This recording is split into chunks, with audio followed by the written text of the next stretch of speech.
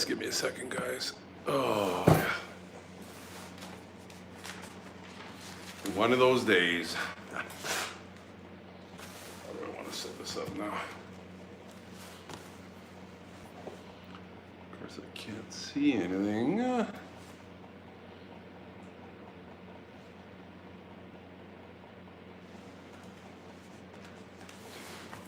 Just give me a minute to set up and I can see what you guys are saying.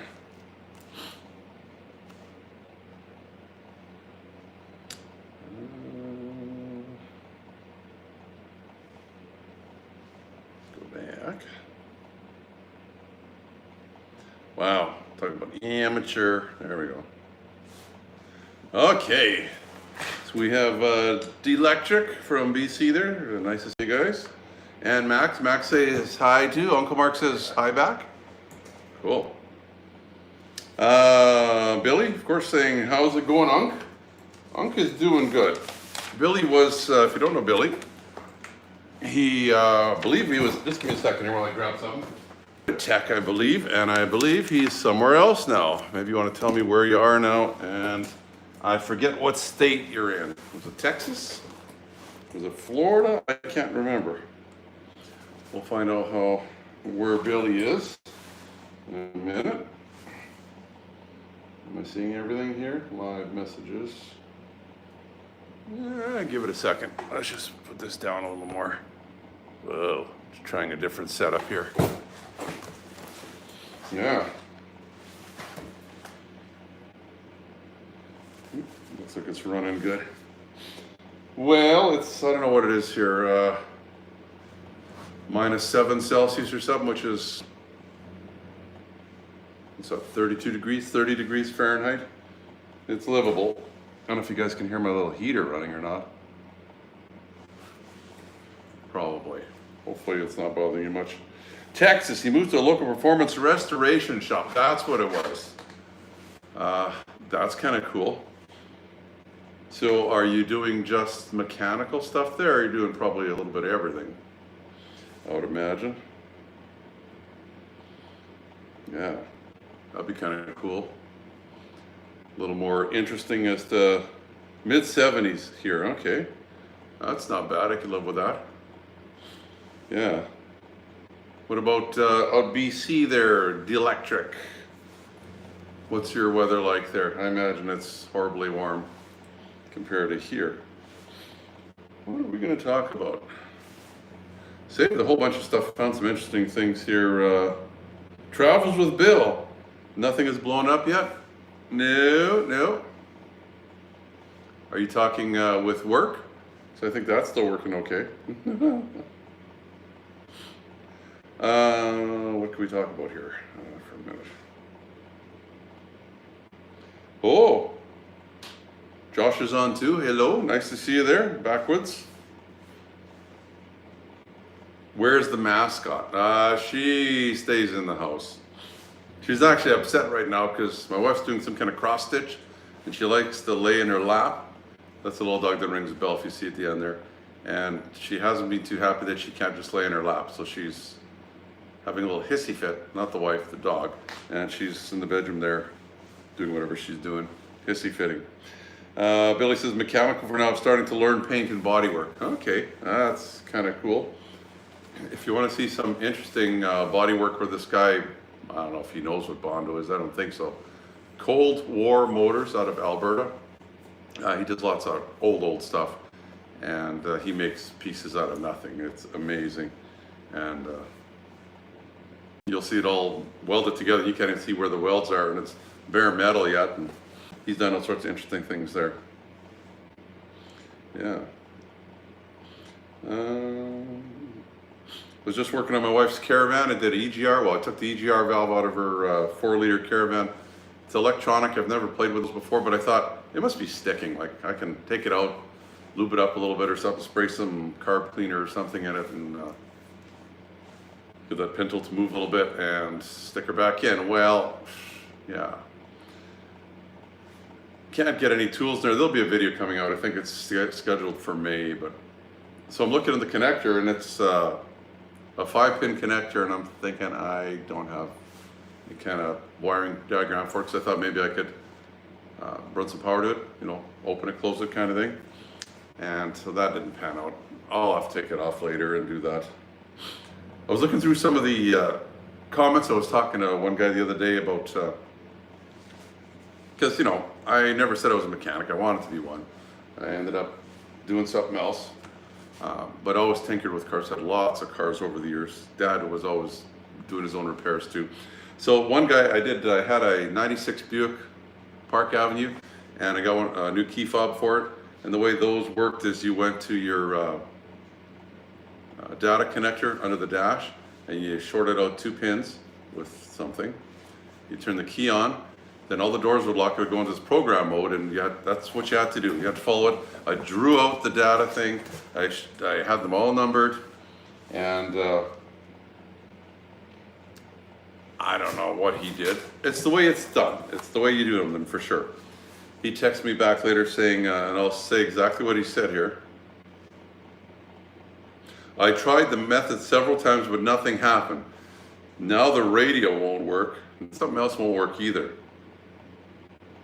So he's wondering, what do you think it is?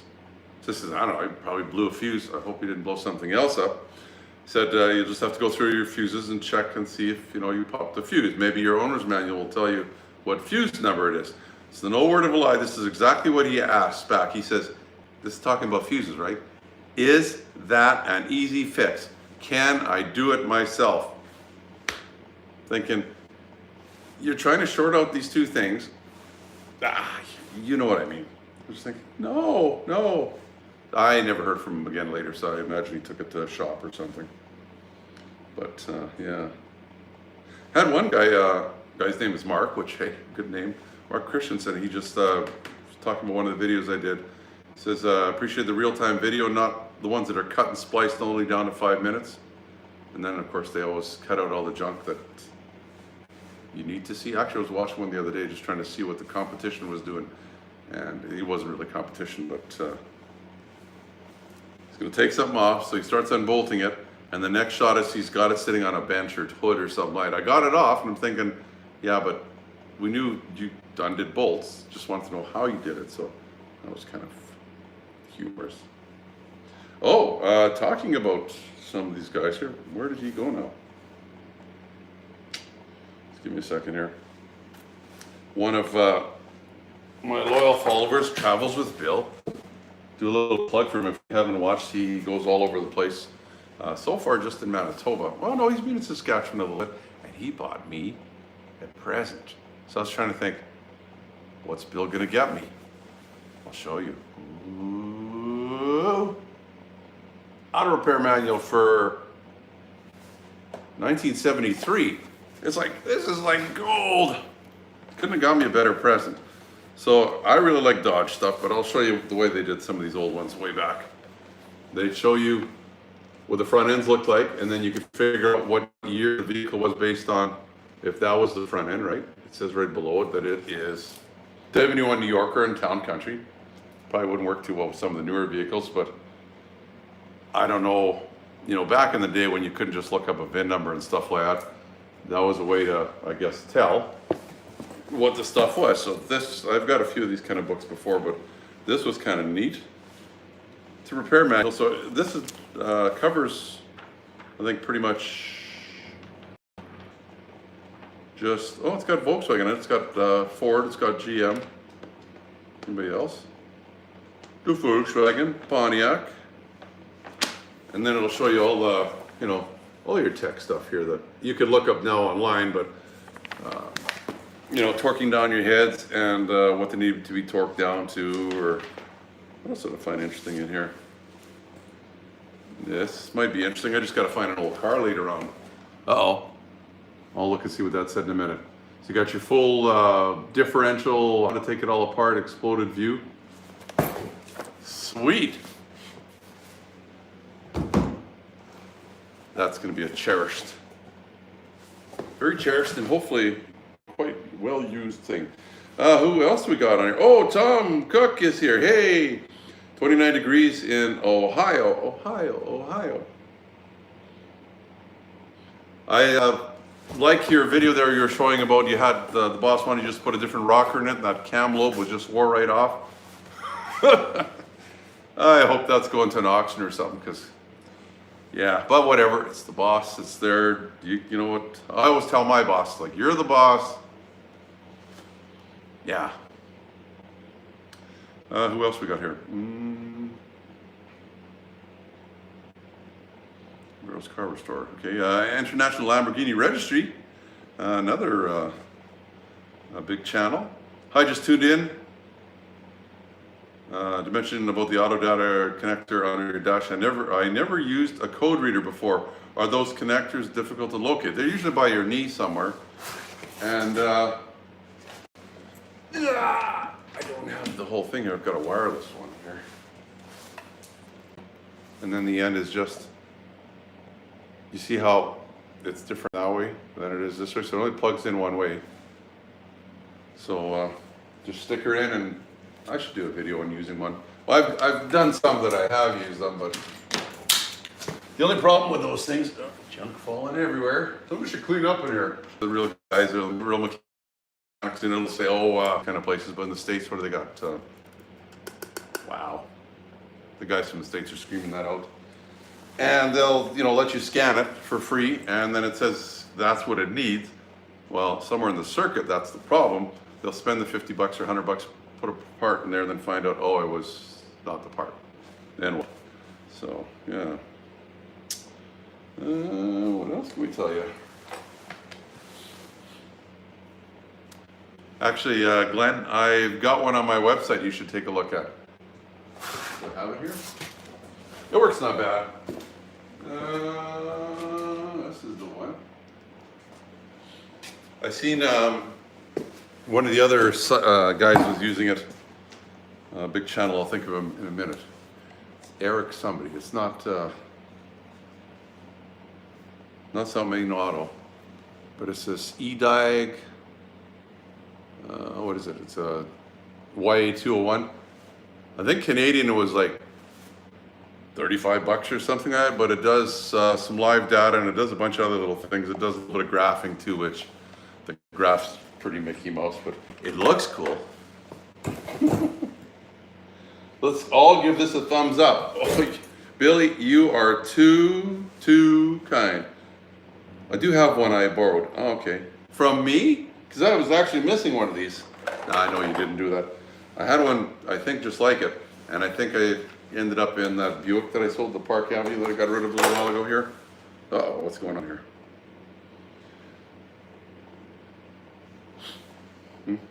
Give me a second here. I think I've lost the, there we go. No. Okay, I see what I'm doing. I don't know what I'm doing, but I can see what I'm doing. Yeah. So it's nice we got a few on.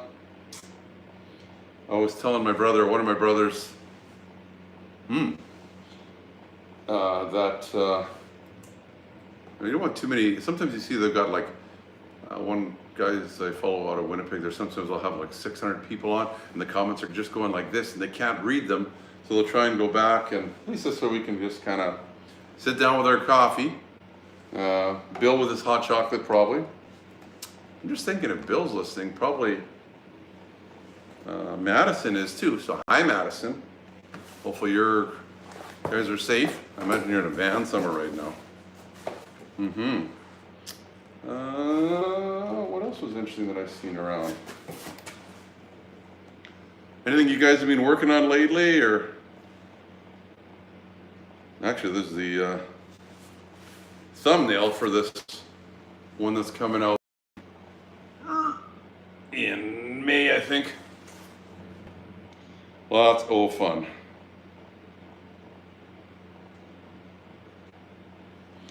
Well, this is kind of neat. I'll try and get rid of, this is a little town not too far from us, so 30 miles away. I'll show you what their water looks like. This is disgusting. Hopefully it shows up nice, and I wonder if, yeah. So you see, is it this one on this side? It looks like it's iced tea. Well, now it's basically Pepsi colored. That's the water. This is a town that has a water treatment system. It's been like this for I don't know how long. I don't know if this light would help or not. Let's see. Yeah, is that better or not, guys? Here, I'll turn it off and then I'll turn it back on. Nah, no.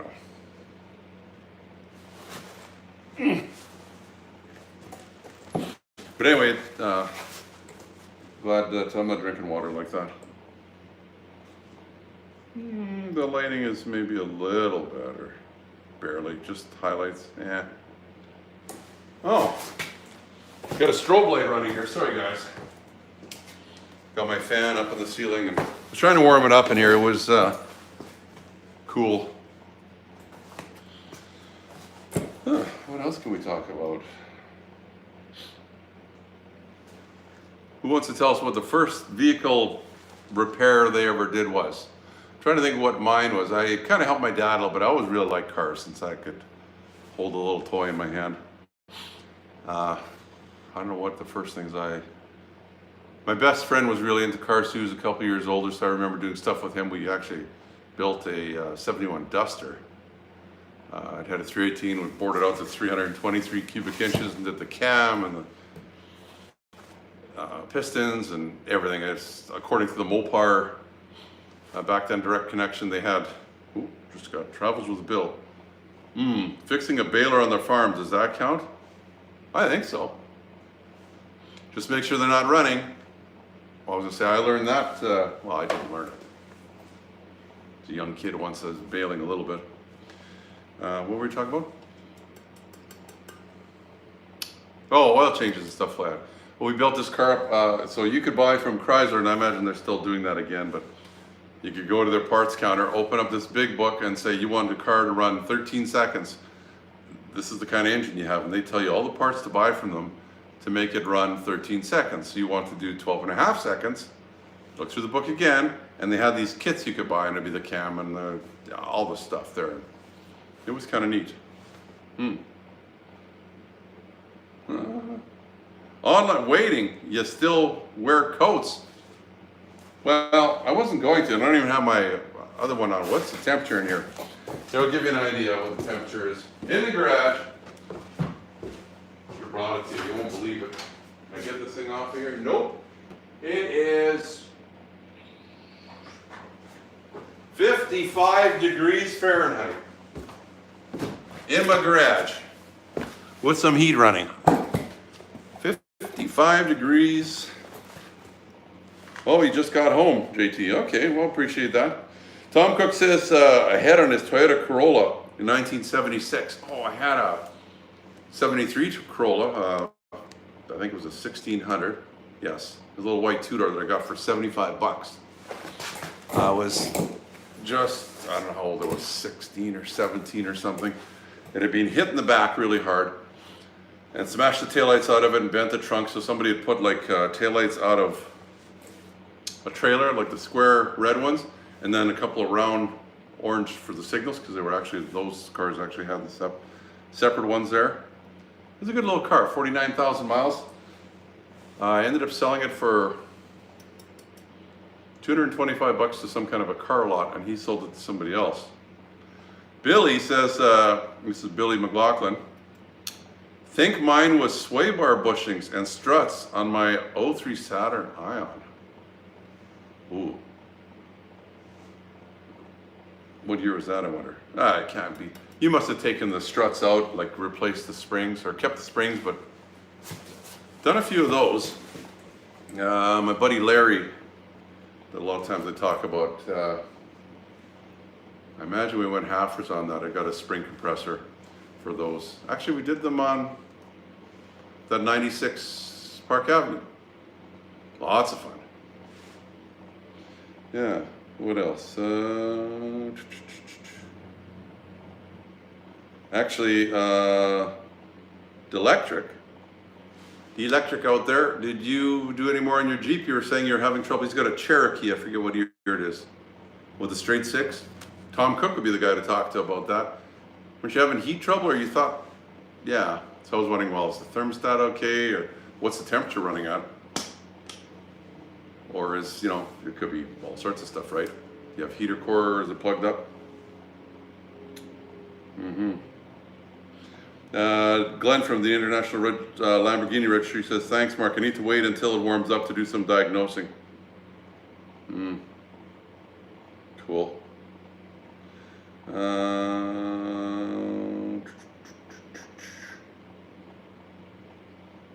Oh, Tom, he says, I gave $50 and sold it for $500 2 days after it was gone.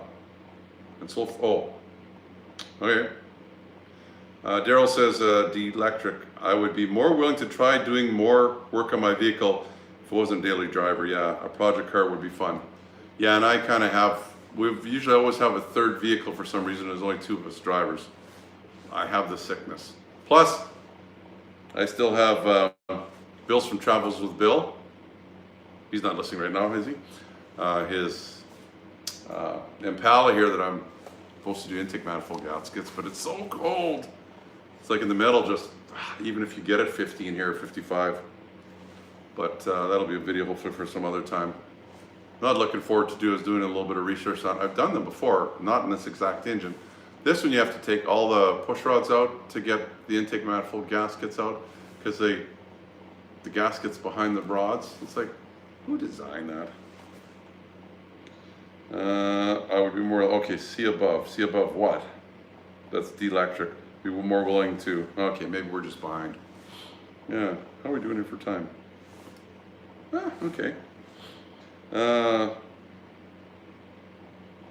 Anything else anybody's worked on, or anybody got the sickness like I do to just tinker with stuff? And usually, I don't know how many, I know we've had over 100 vehicles, or I have had, since I was 16.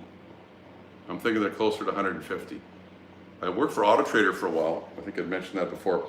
So I knew all the dealers, and you'd get deals on stuff, and they'd give you a good deal on something. And then later on, I did vehicle striping and pinstriping and lettering. And so you were working with dealers again. And a lot of times you'd get where they would, there's just something there is just going to cost too much for them to run through the shop. So, and some of these shops are really, I don't know what the thinking is. It's almost like Tom Cook's thing there. Here's one for you, Tom. So there was quite a few times from this one dealer, the sales manager said, would you like to buy it? Or, what we've got into it is this much, and they needed a little more just to say that they made a profit. Because it was too expensive for their shop to fix it, because they were going to charge sales retail. Well, I was actually buddies with the shop and the owners, right? And I got whatever, basically like employee cost on stuff. So I'd buy the car, stuff I couldn't fix, I'd get service to fix at the employee cost price. Like, I don't know how the owner thought that was okay. He allowed it. It was too, you understand what I'm saying though, right? It was too expensive for them to run it through the shop. But then they'd give me the deal. Why don't you just give sales the deal, right? Tips, hello. Is it like the Hemi, Tom? When you do the intake, don't mix up the push rods. Good idea, yeah. I usually do like you guys do, take a piece of cardboard or something, poke them through, mark them or whatever, make sure you know what front is. But that's a good point there. I don't know how hard it is to take the lifters out on this, but I might have done that on some of the other ones. They have little C-clip or whatever in there. Well, like once you get the lifter out, you can take it all apart and then, use carb cleaner and clean out all the varnish and stuff like that. I don't think this one really ticks much, but it might sound a little better. Since you're doing that anyway, it's like you got the rods out, push rods. JT says, if you mix them rods up, it becomes crazy. Don't ask me how I know. I could just imagine. Passing on the story, JT. Okay. That's funny. People want to know. Yes. We got to figure out, like right now I'm just doing it with my phone. I got to, I don't know, hook up to a computer one of these days and figure out a way that, there's got to be a way that we could, pop up a box or something. I guess you could do it through Zoom or something too, but I'd like to be able to, actually hear your voices and talk that way. That would be kind of nice, and then if we live closer, we could just all get together. Yeah. Wait a minute here. I missed something here. The electric says it took it in for all my recent repair work. Heater core, garage quoted $1,700. Got a budget to do it for less than half. Wheel bearing recently. Cooler, transmission cooler lines. Cha-ching, cha-ching. Yeah. Like say if you could park it somewhere and play around with it, and you don't have a garage either. I don't have a very big one, but it's kind of nice if it's raining or something. You don't have to do it outside. Or you get like Timmy from Astro Auto Repairs, where he's doing a lot of the stuff outside. Although I see he does have a little plastic garage, one of those things that he could work. I don't know if it rains down where he is. Yeah. Yeah. Oh, I should show you these. I had some, I don't know if you can see them or not. Yeah. So I made some business cards for, on the back of it there. So one of the things that says, actually, Bill from Bill's Travels with Bill. I was trying to figure out, this part right here where it says I'll buy, how did he word it? Vehicles ready for repair. Can't hurt, right? Actually, sometimes I'll post stuff on Facebook or whatever, I'm looking for something like that. Oh, talking about things like that, how are we doing here? I had a lady the other day.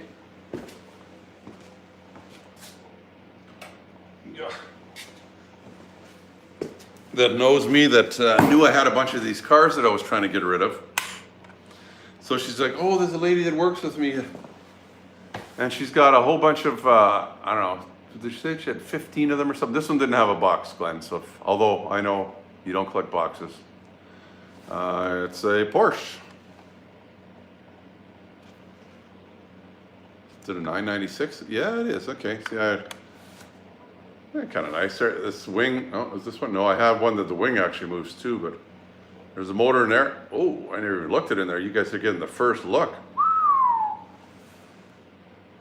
Not bad. Of course, the door is open and stuff like that. So anyway, she wanted, I forget how many she had. She wanted 120 bucks or something for them. There was like 20 of them or something, but they're not all this big. So, well, I'm trying to get rid of them because these take a lot of room. So she said I could have them all for 100 bucks. So I've already sold one, but I'll sit that back there. Show you the neatest one.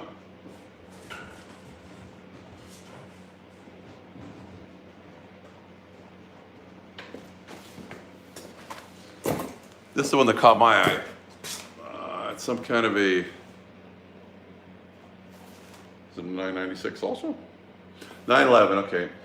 But it's some special edition with all the stickers and stuff like that on there. So I thought, I don't want to buy them all. Let me just buy this one. What can I get this one for? And she's like, 20 bucks. And I'm thinking, and how much do you want for all the other ones? So I broke down. I bought them all. Like I say, to buy that new now, I don't know what they're worth. They're worth 60 bucks or 70 bucks. You see an eBay a lot of times too, then by the time you do shipping and stuff like that. So I can sell them here locally, I'm not in a rush. Yeah. Yeah, that's an idea. Magnets or stickers for people's with toolboxes, yeah. Yeah. I don't know how you get all this stuff because it's a double-sided, but I guess you could just do that side. I know people were talking stickers. In fact, I think Billy was asking for some a while back there. Don't have any right now. I don't know how.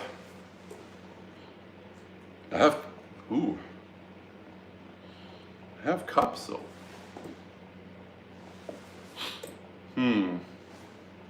We might have to get together, Billy, later on, and maybe I can get you a cup. You drink coffee, right? What else we got going on here? What were we talking about? Fixing your vehicles. Anybody else done any kind of wrench turning that's hopefully saved them a little bit of bucks?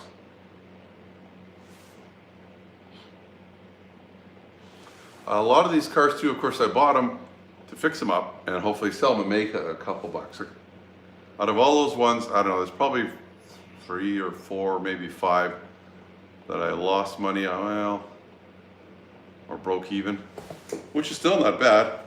Yes, coffee. He says, I brought a coffee pot to work since I was the only one. Working with a bunch of kids or something? What? Don't they drink coffee? What do you do if you don't have... Actually, the guy I work with in the morning, he doesn't drink coffee either.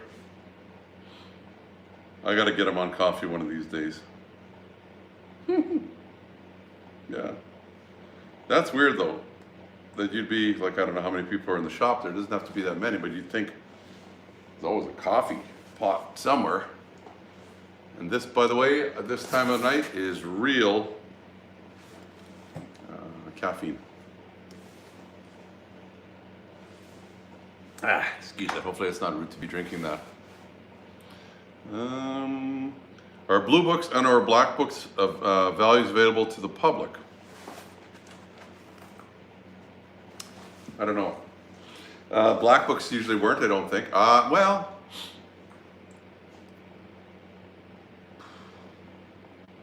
I think technically you have to be a dealer, and of course it was a subscription, so you buy them and then they'd send you them all the time. Here in Manitoba, when you buy something, like if this was sold to me or given to me or whatever, they want to make sure, the government themselves, that they get the right amount of tax on what the car is actually worth. We don't allow the, oh, it was sold for $1 or even $500.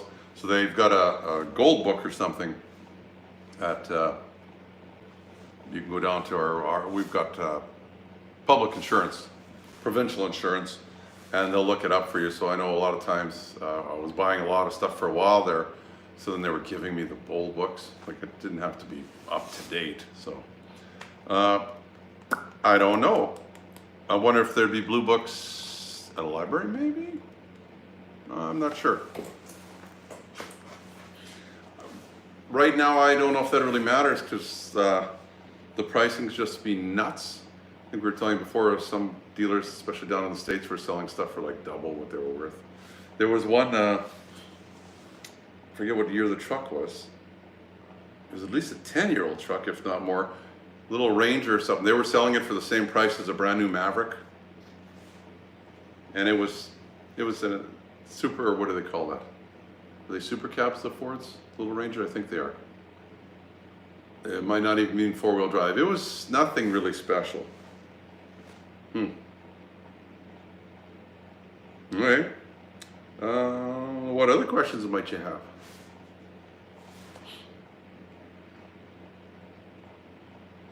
Give it a second here. Trying to think what other projects I've been working on. I don't know. Okay. Yeah, I'd check. I don't know. Usually I just go see what people are asking for stuff, although that doesn't really help either, but I might give you kind of an average as to what stuff is worth. Used to be able to do that. Like in the old days, you just flip through an Auto Trader book and see what roughly stuff, and I think a lot of people would kind of roughly price it as to whatever other people are pricing it at, but yeah, you never know.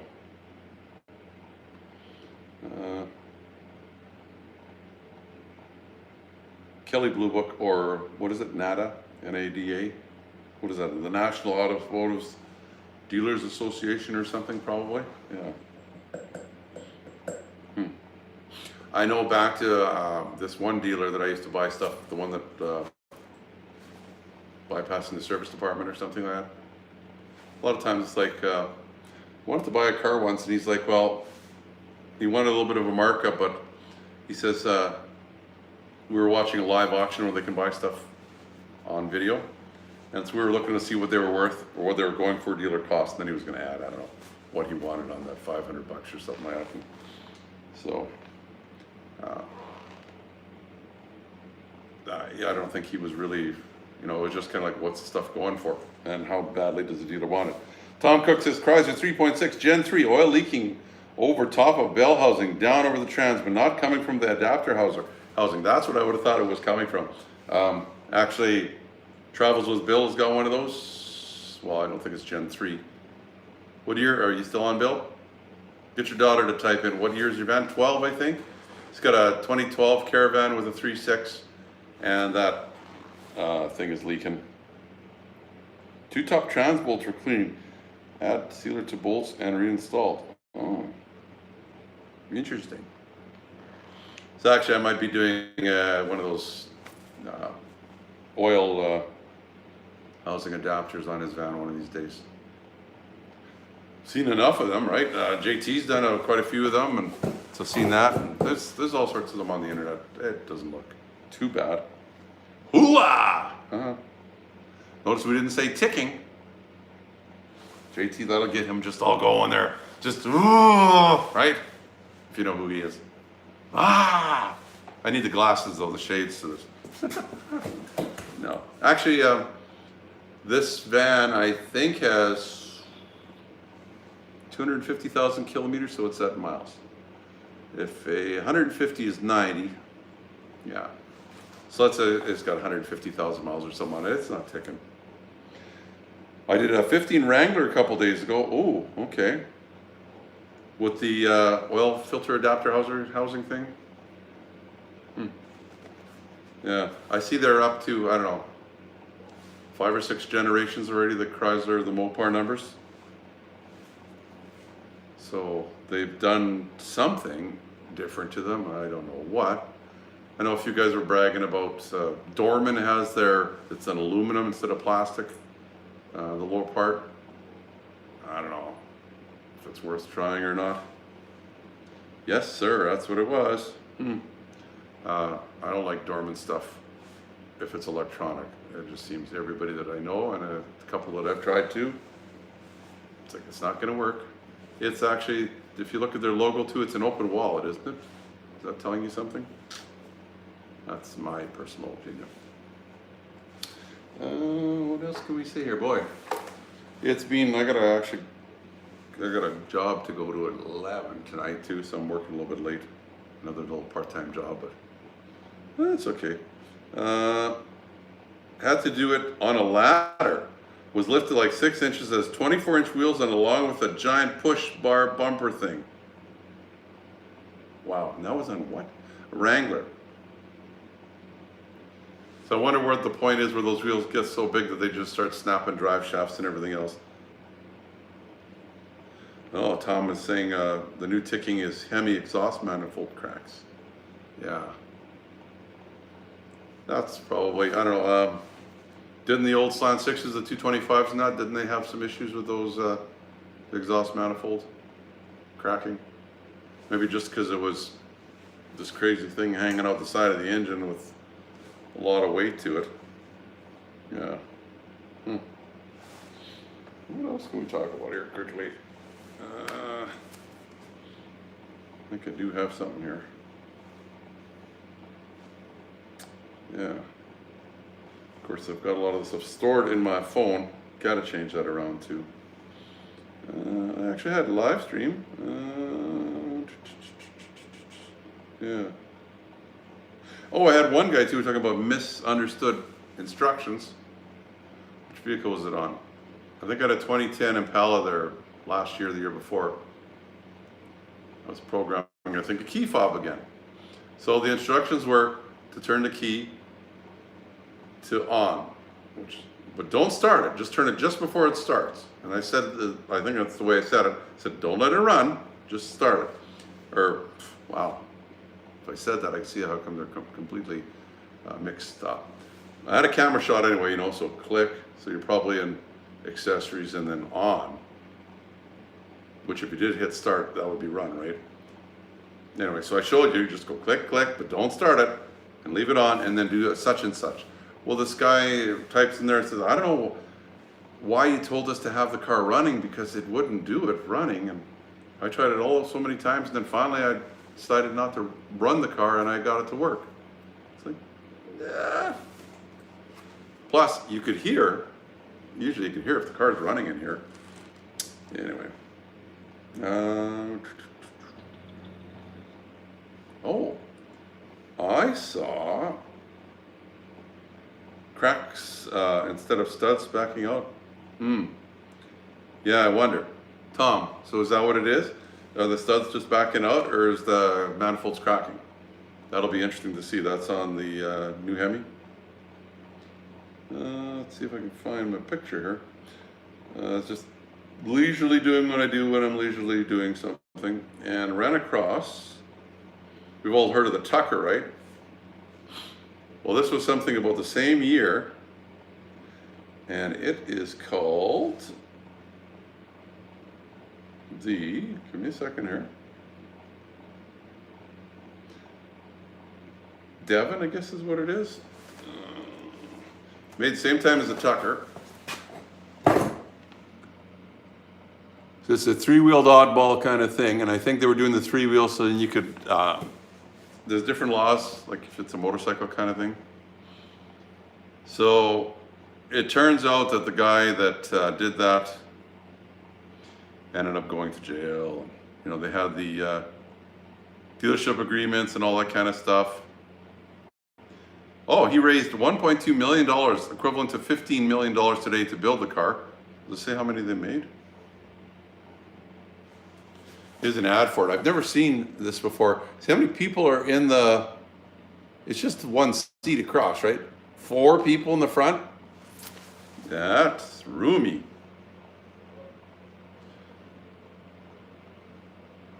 So they actually had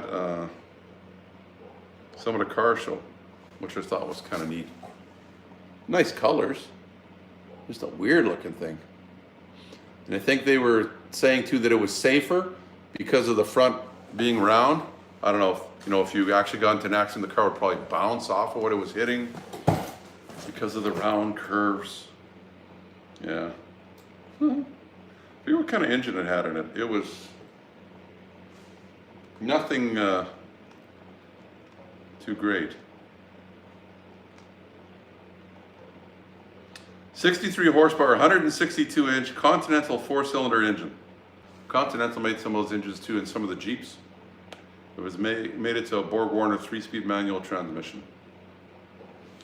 He called it a 3-wheeled engineering triumph. I bet it was.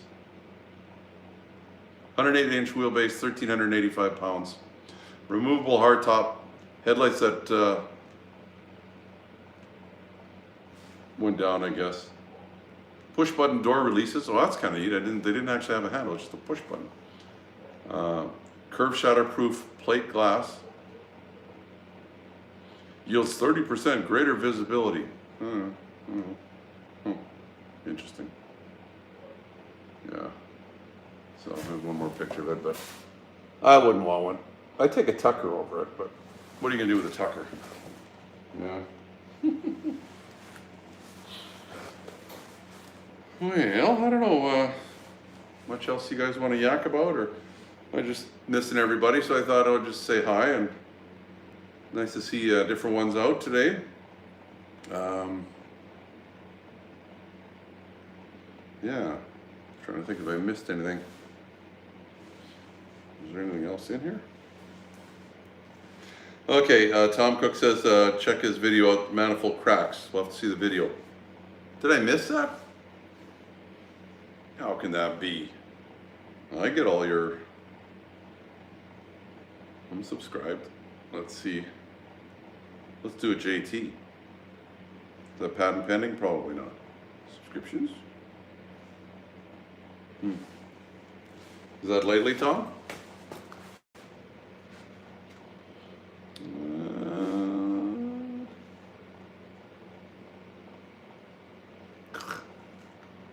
Tougher to do on one of these kind of things. Well, never said I knew what I was doing. Here we go. BQRS. I'm good. Come on. Lose my internet? I don't know what's going on here.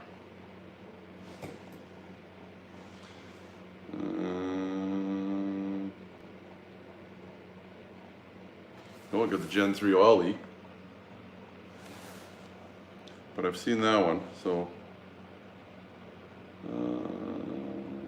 Hemi Tick. Oh, okay.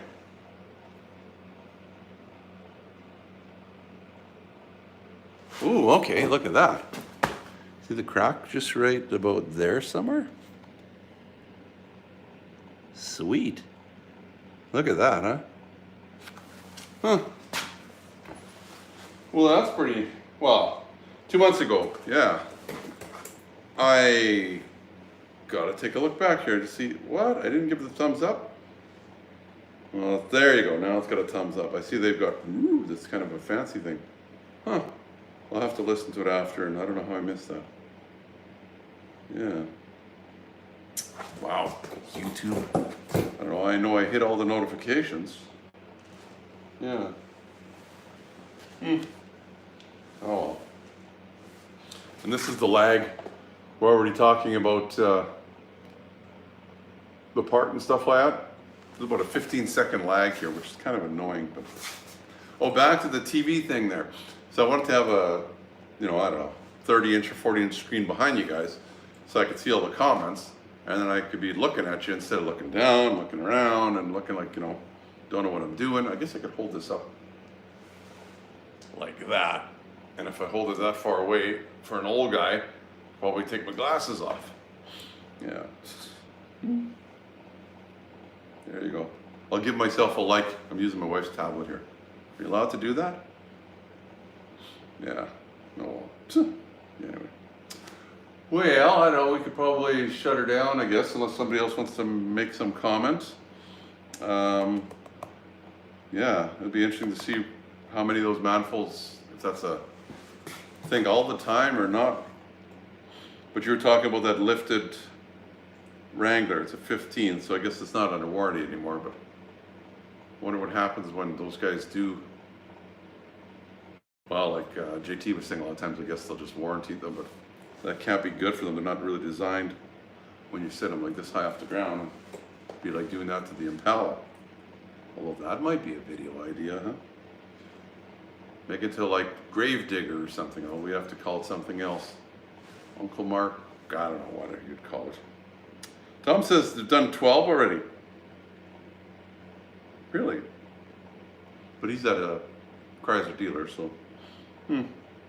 Hopefully there's an upgrade to them, or they're just going to come back again. But yeah, so you just wonder, like, when they designed them, or I don't know. Did they have the same exhaust manifolds on the older ones, or is this a little different? Wonders they're not. However, they've got them all bolted in there. Like, you wonder, did they chintz out on some metal? Is it Chinesium with a Mopar logo on it? It might almost be like I did one of these engines, and I bought the Felpro gasket kit and all that kind of stuff. Oh, it was Gates. It was a complete kit. And the pump, I think that was made in the USA. Everything else was some other country. I thought one was Yugoslavia and some others, like I got the tensioner. Oh, is that what we did? Yeah. Maybe it was the wife's caravan. Thought I got a Gates timing chain or timing belt thing. The belt was, I think, US. The belt was, I think, yeah, which is hanging right back there. But everything else is from some other country, and I'm thinking, well, I wanted to buy that because I thought it was USA, USA. Biden will fix all that up, right? Yeah, let's not go there. Well, I think I'm going to shut her down. Wife's probably wondering what I'm doing. Plus, as one of the guys mentioned, the little doggie, she's probably still stewing because she's not getting her way. That little, she's a Shih Tzu Maltese. They kind of, I don't know, attitude's the word, but yeah. But we'll have to get together another time. I appreciate you guys all sitting in. Starting to melt here. We've got quite a bit of melting happening, so that's good. For March, middle of March, end of March. We'll see what April's going to bring. I really am waiting for some nice warm weather again so we can start working on projects like, well, not that little car, but this thing. And a few other projects that I have on the go. I think I've got some work to do in my truck. There's some more work to do the van. And whatever else there is, yeah. But you guys stay safe, take care. Oh, wait. I got parts from AutoZone. Open the box, it was Mopar. Oh, well, that's okay. And that's the place I was thinking of, AutoZone. Well, they'll scan.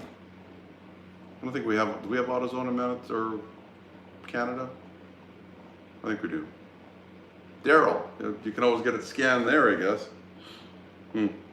Well, yeah, that's kind of interesting. Yeah, I know one guy he's working on a Isuzu, and he bought head gaskets and all that kind of stuff, and it was supposed to be Japanese, whatever the brand was, and half of it wasn't.